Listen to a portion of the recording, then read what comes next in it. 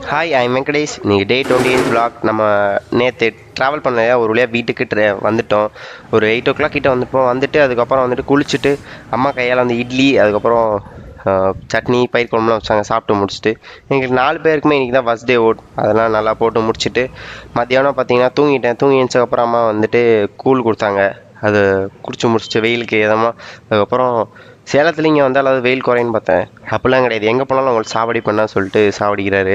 அதுக்கப்புறம் வந்துட்டு சாயங்காலமாக சரின்னு சொல்லிட்டு எங்கேயா வெளியே போகலான்னு பார்த்தா பசங்களோட போயிட்டு நாங்களும் கிரிக்கெட் விளாட போயிட்டோம்.